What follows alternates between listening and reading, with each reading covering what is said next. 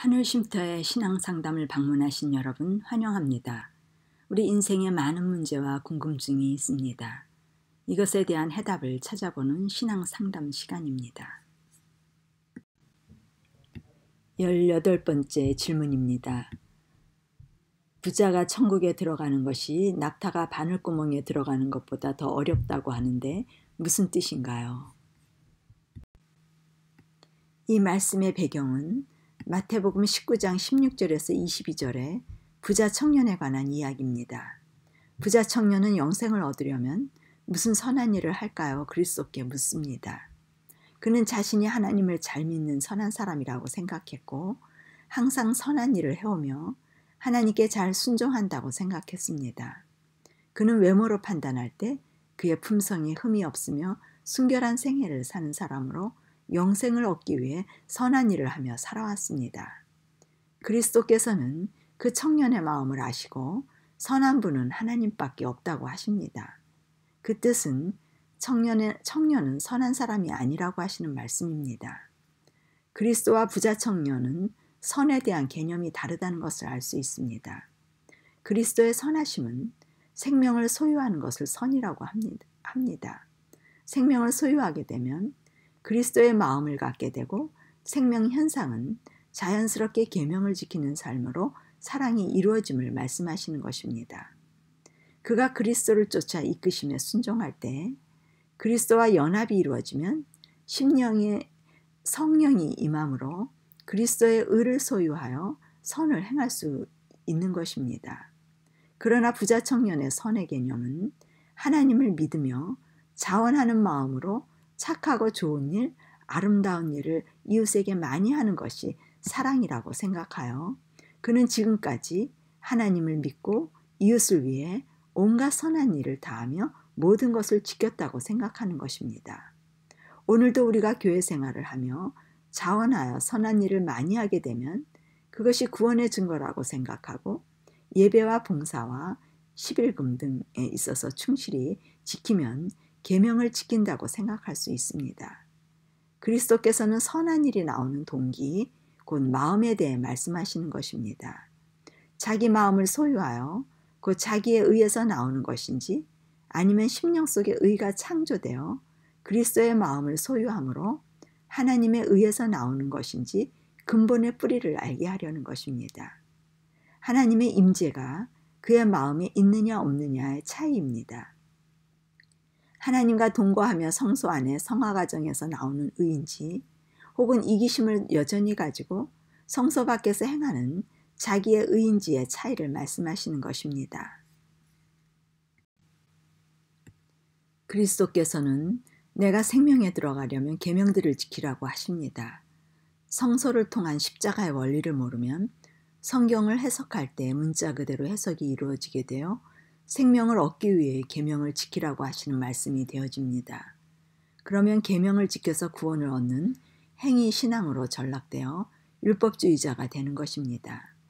그는 자신이 하나님을 사랑한다고 생각했고 계명을 다 지킨 줄 알고 있었으나 내 소유를 다 팔아 가난한 자들을 주라 그리고 나서 나를 쫓으라는 말씀으로 하나님의 사랑이 없는 이기심을 드러내는 결정적인 말씀을 듣습니다. 그는 그리스도와 연합이 아닌 재물과 연합하여 그리스도의 도를 쫓지 못하고 자기의 품성을 가지고 행한 선들로 자기의 의를 행한 것이 드러난 것입니다.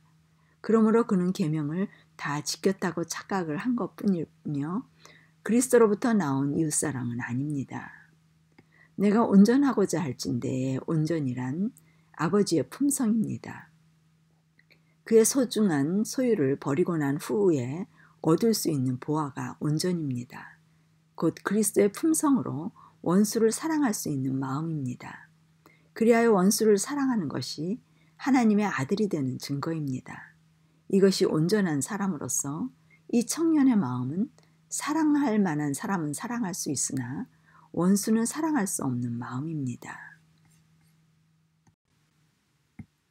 그리스도의 제자들은 적어도 물질에 대한 소유는 버렸기 때문에 일어나 그리스도를 따라갈 수 있었습니다. 부자 청년도 제자들같이 그리스도의 말씀을 들을 때 진리를 분별하고 제자가 되기를 간절히 바라고 생명을 얻기 원하며 그리스도의 품성을 원했습니다. 그러나 제자들은 소유한 것이 많지 않아 쉽게 버릴 수 있었으나 청년은 소유한 것이 많아 쉽게 버려지지 않았습니다. 제자들이 부자 청년보다 더 나은 영적 상태는 아닙니다. 얼마나 소유했느냐의 차이입니다. 오늘 우리는 소유하지 못한 것으로 인하여 다른 사람과 비교하고 불만하며 불평하고 불공평함을 말합니다. 그러나 그것이 그리스도를 따라가고자 하는 사람들에게는 축복임을 알게 될 것입니다. 많은 것을 소유할수록 쌓은 것이 많을수록 버리는 것이 어려운 일입니다. 자신의 일부는 기꺼이 버릴 수 있으나 전부는 쉽지 않습니다. 이러한 이유에서 부자는 천국에 들어가기가 어렵다고 말씀하셨고 제자들은 그러면 누가 구원을 얻을 수 있을까 하고 놀라며 물었습니다. 사람으로는 할 수 없으되 하나님으로서는 다 할 수 있다고 말씀하십니다. 그는 하늘의 생명과 땅의 것 모두를 다 소유하기 원했으나 둘 중 하나만을 선택해야 합니다. 생명은 모든 소유와 바꿔야 합니다. 생명을 소유하지 못하면 계명이 이루어질 수 없으며 원수를 사랑할 수 없는 것입니다. 그가 만약 하나님의 사랑을 선택했다면 하나님께서 그의 소유의 무가치함을 깨닫게 해주셨을 것입니다. 그러나 하나님은 선택을 소중히 여기시는 분으로 그의 선택을 인정하셔서 도우실 수 없으셨습니다. 그의 한 가지 부족한 것이 재물이었지만 재물은 그의 모든 것, 곧 자아의 전 존재, 마음과 생명을 빼앗아 이기심에 굴복시키게 됩니다. 그리스도를 따르는 제자들도 이기심은 마찬가지였습니다.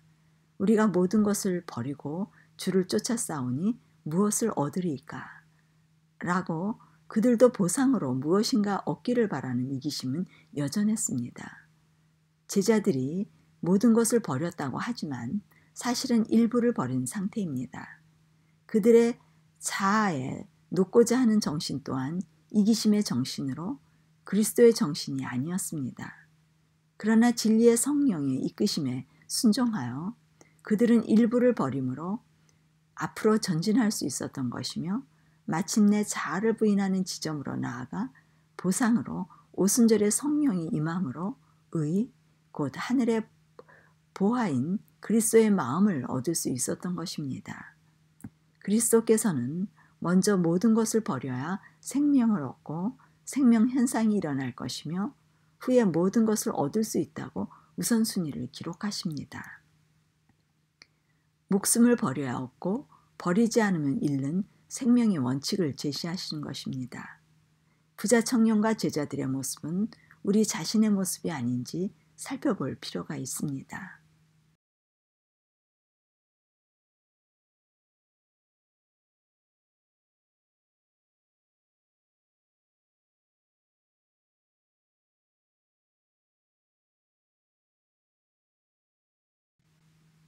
하늘쉼터의 신앙 상담이었습니다.